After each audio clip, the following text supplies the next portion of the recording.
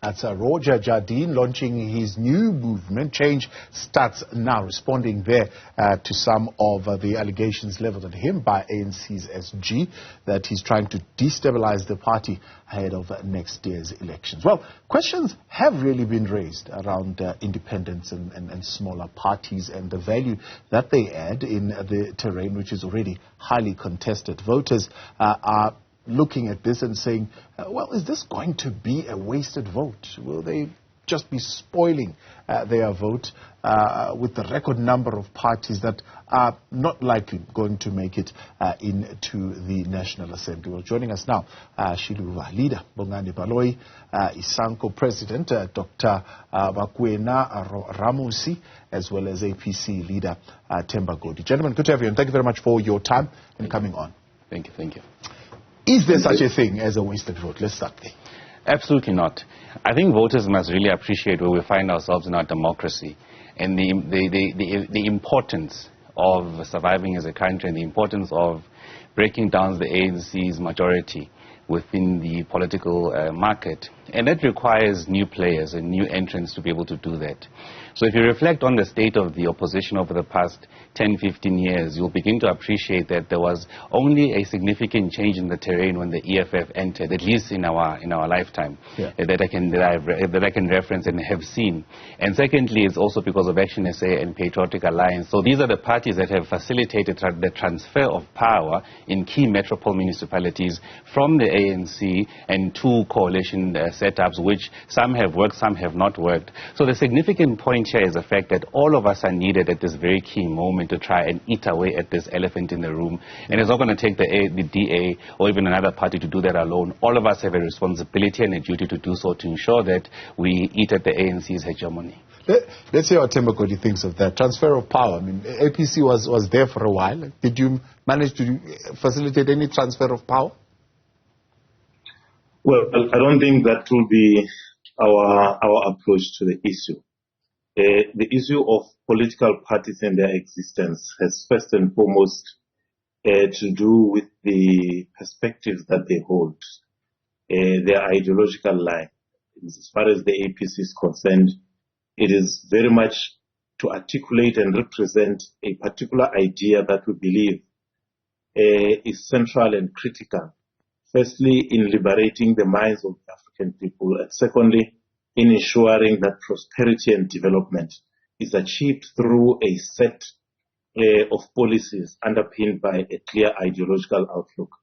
We don't exist to fight this or that party. We exist to promote a particular perspective and to raise the consciousness of as many of our people as possible to rally around that idea. Yeah, but we are not that narrow. The question would then be, but you then struggle, for example, with the question of popularity.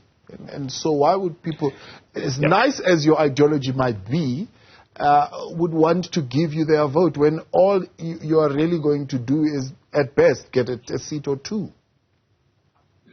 No, look, I'd rather stand alone for the principle that I believe in than to be part of a mindless mob that where there is no coherence in terms of perspective.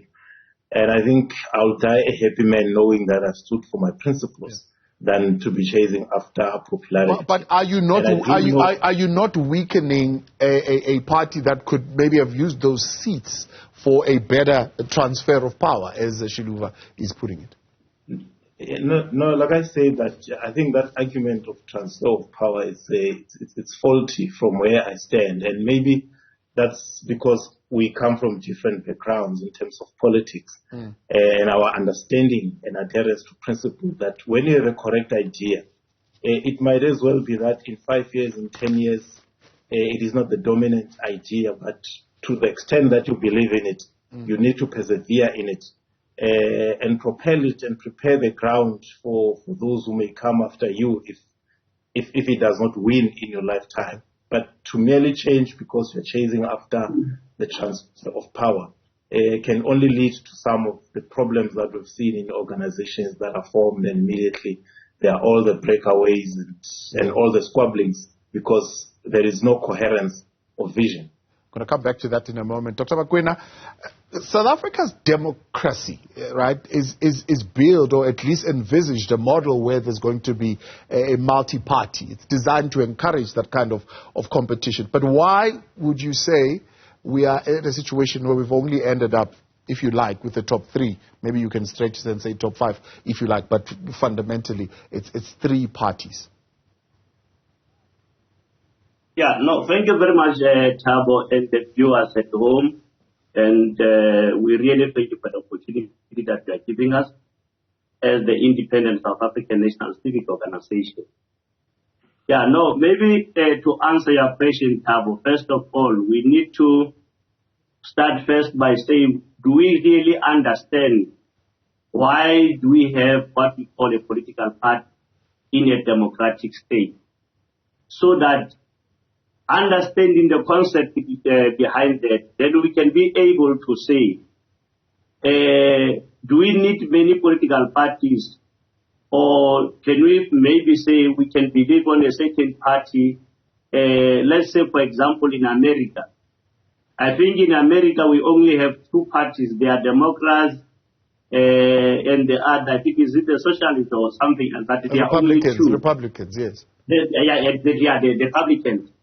But if you look at our setup as South Africa compared to countries such as America, like I've just indicated, that you find yourself having only 2 political parties on that side, is that we are still a young democracy as far as South Africa is concerned. And as much as we are still young democracy, which will only be having 30 years come next year as we face the elections. But in America, you will understand that they have this concept of voting for individuals, because you will see individuals on the forefront of being promoting the individuals more than promoting parties. Yeah. Of which it is not what we are doing here in South Africa compared to that those countries. So coming to your question, you know, like I said, our democracy is still young. We come from a very painful background, whereby many political parties were not allowed to participate as far as their ideals were concerned in terms of making change as far as South Africa is concerned. And after the unveiling of those political parties, whereby the parties were then allowed to participate in terms of democracy, post-1994, as far as that was the breakthrough towards the political freedom, is that we have what we call a political freedom, whereby anybody can join any political party or can be associated with any party within the country. But one question that we should be having is that those political parties that we have, maybe if we look back, are they capable? Do they have enough capabilities in terms of changing the lives of our people? Because that is why I was saying, first of all, we need to understand why do we have political parties in the first place in a state, a democratic state, so that we must check to say, are they doing what they are supposed to do? Okay. In order to say, then we don't need to have as many political parties as we are having currently in South Africa. So my answer is I'll come back to that, because I want you to interrogate the fundamental flaws, except at least in the top 3, that in your view necessitates why we need the many alternatives that we are dealing with. But let me bring you back here, Bongani. Here's a statement. We are in South Africa faced with an oligopoly of bad options for the public, a state of limited options for the public, with all the players that are coming in. I don't agree that we're faced with limited opportunities. I think your earlier intro suggested that the ballot paper of the country in 2024 is going to be a significantly long one with different alternatives. And I think that's good for the country. And one maybe must piggyback to the initial point I was making about the issue of transfer of power, which I think to my brother Themba Godi may have implied that we exist for the transfer of power. But the point I was making succinctly there was that if you carefully evaluate the politics of the country over the past 10 years, the parties that have facilitated transfer of power have been new parties. In 2016, Johannesburg was lost from the ANC to a DA coalition facilitated by the vote of the EFF. Now, that is a fact. Now, more recently, look at PA and Action SA. These are new parties. So what I'm trying to demonstrate here is the fact that new entrants into the party, into politics, are the ones that make fundamental change and bring about alternatives or a set of decisions that have never existed before. So I'm going to the point about the necessity for where we are now. To break away, to eat at a hegemony of a particular political party, the first step is fragmentation, right? Which you are seeing now manifesting with different parties, because for the first time in almost 30 years, power as an entity is hanging in the air for anybody to take. Now, after fragmentation, in our view at least, we believe firmly that there will be consolidation after the elections, because players who have most significantly breakthrough parties will have a legitimate right to start engaging with those who tested themselves in the public and got support, and now they can engage in a process of consolidation. But again, I want to put it and say, if indeed you do that, you do this exercise and you go out there and you miss the threshold by 5 votes, you have garnered, I think, is it 50,000? Maybe it's a little bit more to be able to get a seat. Yeah. And you miss it by 5 votes and you don't get the seat. What happens to those 48,000 or so votes? No, if you're looking at a short-termism view, then you might declare a crisis at that point. But remember, those 40,000 votes or 38,000 votes are votes which ordinarily would not have voted for anybody. It confirms the constituents there for you. Number two, it could also imply that you've taken away votes from either the ANC or established other parties as well. And one of the story that you guys are not looking at, I think there's an overemphasis on the erosion of the ANC base, but you're actually not looking at the official opposition, which is actually going to face a difficult, horrible time and start its decline in the political market, because it has reached stagnation into the market. So we firmly believe that whether we get into parliament or don't get into parliament, we must test ourselves. There are many other parties that will just get those key votes away from the ANC to reduce the majority, and other political parties to narrow down the political playing field to ensure that there's parity, there's fairness also in the system, so we can compete better. And I firmly believe and hope that all of that will be in the interest of improving or getting a decent output with government, because ultimately we contest for power to be able to preside over government, and the ultimate output should be an improvement in service delivery and the material conditions of our people. And we have seen that with one party having majority of the national government, it has eroded basic values of communities, families, black families in particular, SOEs. Every aspect of governance in the country has been completely eroded and decimated. So it leaves us with no option. We can't sit back. So when people often ask if this is a cause, a good cause or a negative or bad cause, I mean, what is the option then? Is sitting back and saying, Mudimu Rutusa, God help us? We can't do that. I am particularly hopeful about my future, and I believe that I'm an equal shareholder as a 36-year-old young man in this country, like any other person here. And I've got the responsibility to shape today. And I firmly accept that I can no longer sing the struggle songs of icons. Those people are dead and gone. Their families are rich. They are well off, while we suffer. So it's important for people like me, young people, to realize that the productive lifespan of these established politicians who are much aged beyond their productive lifespan has come to an end. So we can't sit back and sing people's praises any longer. Now we must get involved in whatever form. We must disrupt this thing. We must make established parties uncomfortable. Interesting choice of word. I'll ask you this when we come back from the break, because I have a question around exactly that, and whether a political party is a right vehicle for that kind of disruption that you're talking about. Xiluva leader Bongani Baloyi, ISANCO president Dr. Bakoena, Ramosie, as well as APC leader Themba Godi there with us. You can weigh in on the conversation. Is there a wasted vote?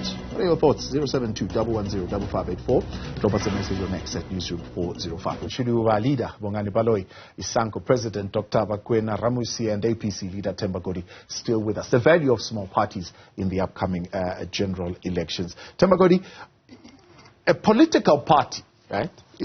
Does it serve as the correct vehicle for individuals who want to participate in public service? Others are saying it's not a space for creativity, the word that Bongani uses, not a space for disruptors, because of the bloated bureaucratic system that exists in a political party. Yeah, no, I think, look, political parties are going to be with us for as long as we have elections, and there will be the primary rallying points around which people are organized. A political party gives the opportunity for people who hold common beliefs to rally together and and combine their strengths of organization to impact on the course of events in the country, whether it's at a national level, provincial, or even at a local level. So political parties, there can be no question about whether or not we need political parties. I think it is part of a narrative that in order to promote independent candidates, there seems to be a suggestion that, well, the ANC is broken, therefore there is no need to look at any other political party. I think that's just a narrative. Otherwise, the importance of political parties will remain. The articulation of a vision and outlook can be best centered and articulated around a political party. That's why at the beginning I emphasized this element, because a political party must be an expression or representation of a shared vision amongst those who rally behind it. Dr. Bakoena, the three options that we have, I mean, have you examined them? What are the fundamental flaws that would necessitate having an alternative like ISANCO? Can you repeat your question again? I'm saying the top three options that we have in the country, right? Have you done a deep dive and examined what are the fundamental flaws in them that would necessitate us having an alternative like ISANCO? First of all, Thabo, I'm very glad that you have asked this question. I'm going to answer it not because I will be speaking bad about others, or either that mouthing those the top three that we have just related to. And I will just relate to them differently one by one so that we can understand why I'm saying what I'm saying in relation to them. Number one, let me start first with the one that is leading government, which is the African National Congress. You know, whether we like it or not, there is a lot of policies that has been created by the African National Congress, even before they came to government, before 1994, and which actually informed the support that the African National Congress had. It was because of the policies that they had that were speaking of people more than anything else. For example, you look at the documents such as the RDP document that was compiled under the leadership of the ANC. And you look at some other aspects that you see within their policies, which says people shall govern. And all those documents that I'm relating to, they are the ones that have brought a lot of support to them, because people believed to say, if what we see in paper can be implemented, it means this country will be a very good country whereby everyone will enjoy living in. But once they took over government, I want to be honest and fair with you. The only time that the ANC stood for what it spoke about, it was during the Mandela.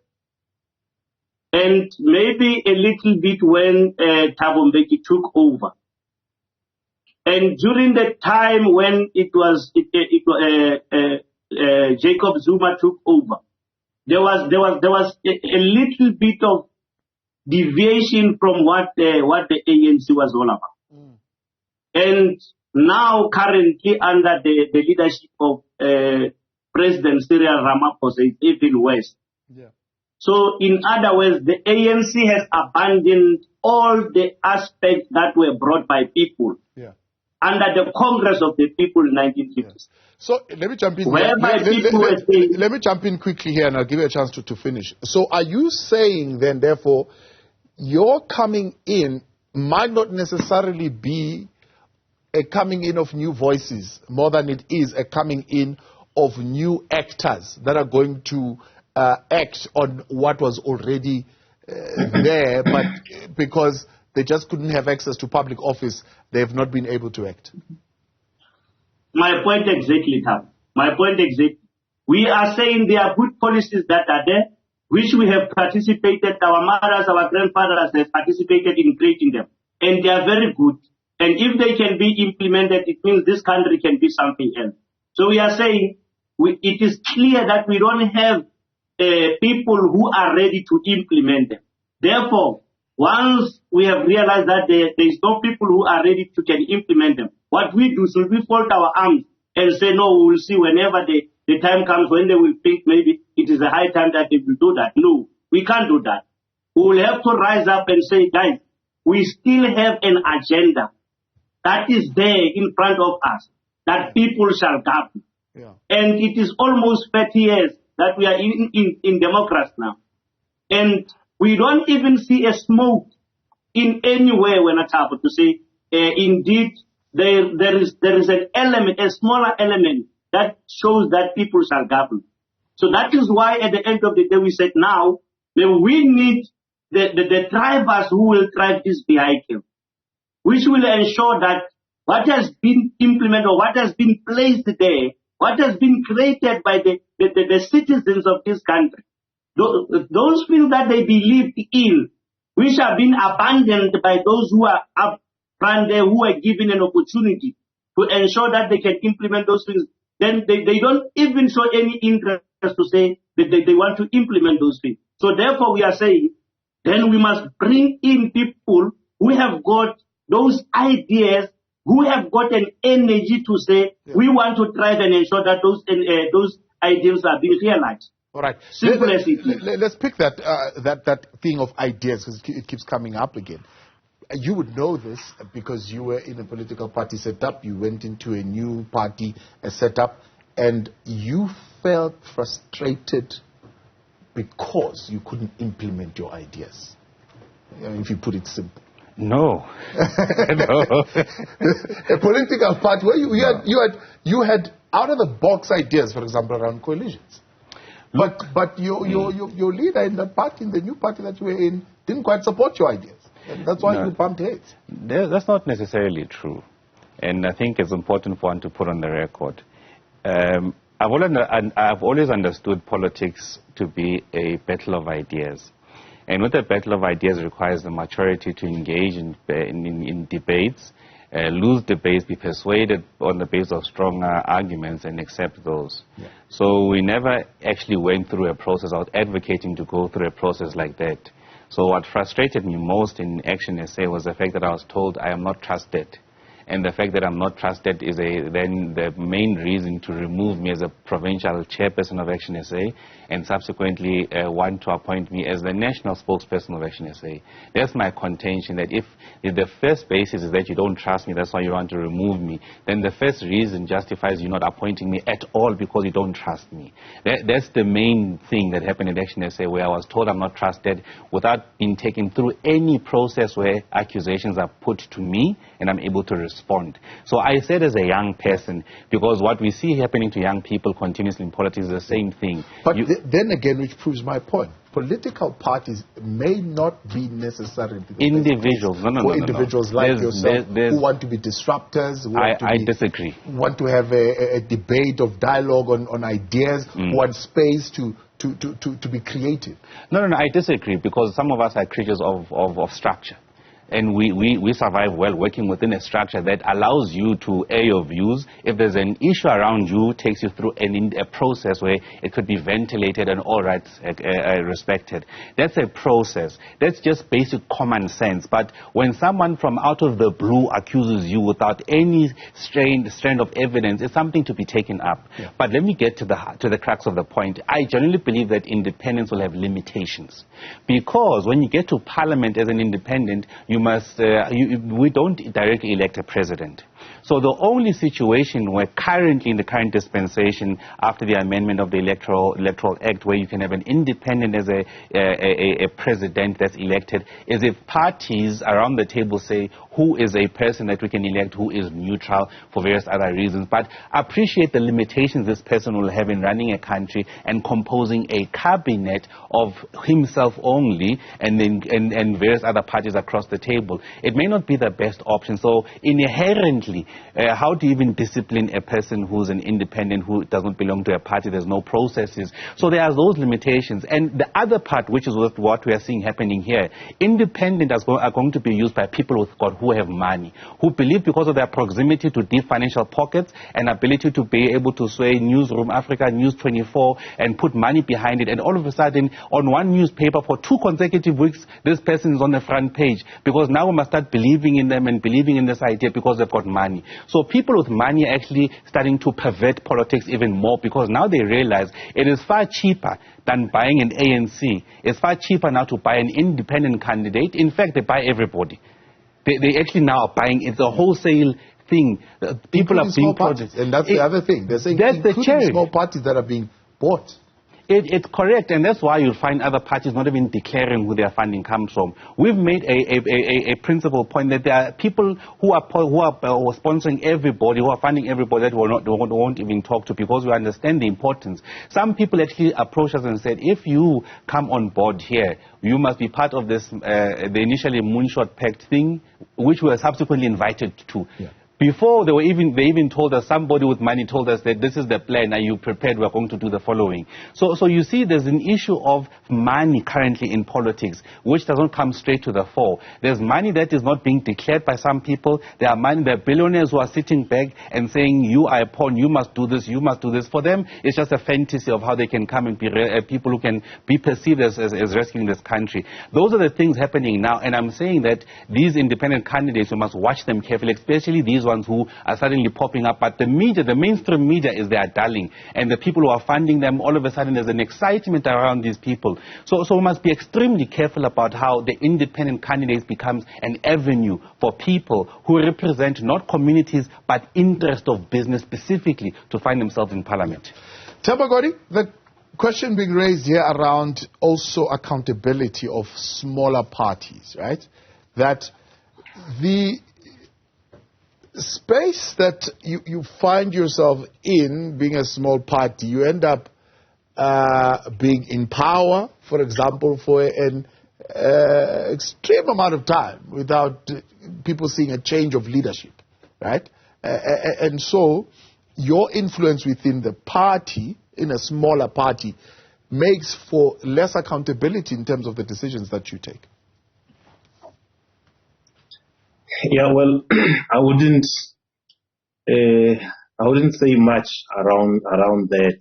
It is not my lived experience, and it is not the orientation of the APC. However, we are alive to the problems or challenges of personality cults, where people follow an individual and not a set of ideas. And I think from the very beginning, as the APC were very clear that this is not going to be about an individual. It's going to be more about what the organization stands for.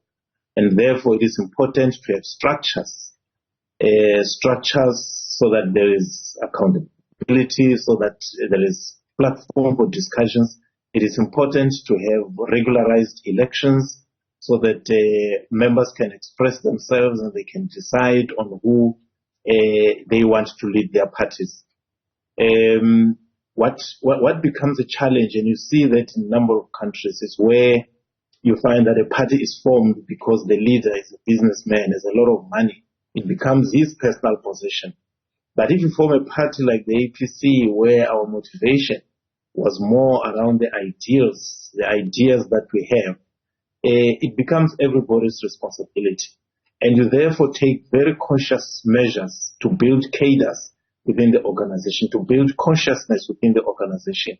Because as leaders, we come and go, but the party remains. So, yes, we do have those perceptions and those lived challenges, but equally within the big parties. I mean, I'm sure you have run stories where people allege that the last two Congress of the ANC were bought by individuals with deep pockets. So once you have money playing a role, then accountability flies out of the window, because it is who has the deepest pockets wins. And I think are you saying in a party, for example, like the APC, you'll hear in bigger parties all the time, and not just the ANC, I'm talking Democratic Alliance, EFF, hiding behind the thing of saying, no, party processes must still unfold, and those party processes could take a while before people are held accountable. Are you saying smaller parties have got a similar challenge? No, look, I think any organization will have those challenges. If you have funny characters at the top, that's when you're going to have all these things coming in. And it would apply irrespective of whether the party is big or not, because it's all about individuals. The bigger the party, then you have factions. And once you have factions, people defend their factions, whether rightly or wrongly. So, yes, the weakness of personality, it's much stronger and expresses itself much more stronger when the party is smaller, but it is not exclusive. And I do want to say that with our background, we're very clear in the APC from the very beginning that we would want to avoid that kind of situation. That's why we emphasize a lot on political education, so people understand why they are in the organization, what it stands for, and we all are held accountable. I don't get things done my way. I have lots of personal ideas in terms of what should happen. But once the collective have decided, I abide by that just like any other member of the organization. Yeah. Dr. Bakoena, the question for you is, you might be agile now and believe that certainly you can move quickly in terms of implementation of some of these ideas. But unless you are planning to remain small, you are not going to last in that particular agility. Sooner or later, when your party grows bigger, if you intend to grow bigger, you are also going to be caught up in the same challenges that the ANC is caught up in. I don't agree with you, Thabo. And one thing that I can tell you is that we don't regard ourselves as a small party. I will tell you why we don't regard ourselves as a small party. And at the same time, like my colleague, Mr. Themba Godi has just indicated, doesn't matter you are big or you are small, but challenges will always be there. But obviously challenges will never be the same. Hence he is saying, for those who are regarded as the bigger party, if you look at their practices now, they have abandoned what their parties are all about. Instead, they have debated and moved into the factional battles, and they are doing nothing about the issues related to the challenges that people are facing on the ground. And coming to the independent South African National Civic Organization, in actual fact, in our character, we are a civic movement with an ideal that is political. That is why we have registered to contest the state power. But like I'm saying, we will grow bigger and bigger every day as much as we are growing bigger. And we are a government in waiting, because why I'm saying, why I was saying to you, we don't regard ourselves as a small party. I think we have participated and made a lot of documents that has been placed before government and before and drive the agenda of changing the people's life.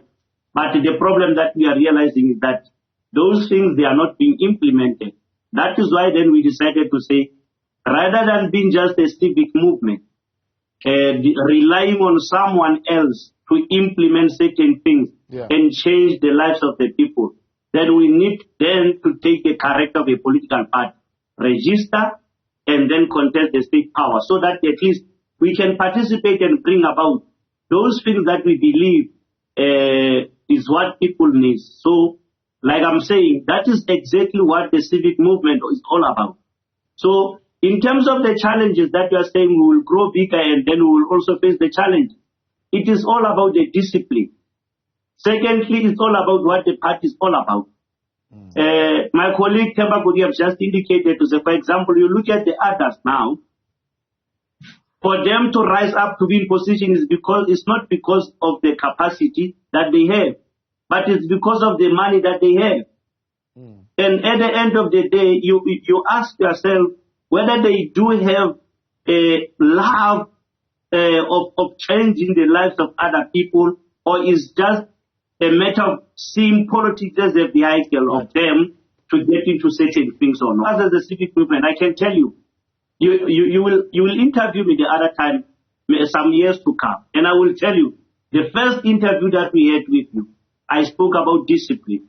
I spoke about what the party is all about. And then it is about the kind of people that you attract to be part of the party. Because you can't just take everybody and say, no, come, let's move. Because at the end of the day, then you will be inheriting some other party's problems. So there should be always mechanisms to say what you do in terms of making sure that you will be minimizing the challenges that the party might end up having going forward as it grows up. I think I've answered your question. Unless there is something. I got you now in like 2 minutes, Bongani. So let's wrap it up. People can look at all of you here and say, these are not new voices. And probably some of them have been quite instrumental in putting the DA in power. And others would have been in the ANC at some point and broken away from the ANC. So these are not new voices. Why must we risk and give them our vote? Well, this is a new voice, as Xiluva, as we've articulated ourselves as a party that believes in Ubuntu, most importantly, but as a party that is serious about meritocracy. You see, the thing we never speak about in politics is the fact that it has now become a game which encourages, not a game, but a platform which encourages tenderpreneurs, unemployables, and billionaires. But the people who actually should run government in this country are people who have led government successfully, have had a good reputation and output of government. So that's how you filter people who should be in politics and people who should not be in politics. We keep speaking and fighting amongst people who contest these big positions purely because they've got a right as a member of that party and they've got money. But they have no business to actually administer any control over the state because they haven't proven anything. I can sit here and point to my own record. From a young person being the age of 24, being as an MMC in Midvaal, to leading a municipality at the age of 26, achieving 8 consecutive clean audit, which is something that no man in this country has achieved, at least alone in my age. So I have demonstrated, and I'm still demonstrating to South Africans, that the future lies not in everybody who has been around for 30 years. Those people, their future is finished. If they had any new ideas, would have tried those ideas 15 years ago. Now is the time for young people. And people like myself who have proven themselves in government, who can point at things that they have done. I can point at an institution I led 2 years ago, which is still standing and financially viable and sustainable today. Now, there's a different type of leader you need. You no longer need people who can shout and insult people or people to perpetuate violence. You need people who have the skill of being technocrats and leaders as well. People who can provide and fill the void we find ourselves in, which is perpetuating the challenges that we face today. So we are contesting this space as a different voice, as a voice to say now it's time for us to actually accept that we will get the government that we vote for, even those who don't vote.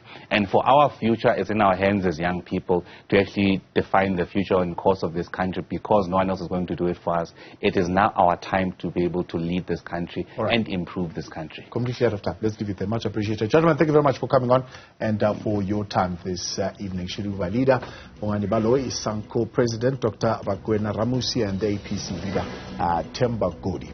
What do you think? Value that's being added by small parties. Drop us a message on X at Newzroom 405 or send us your WhatsApp messages 076 110 5584. More news after the break.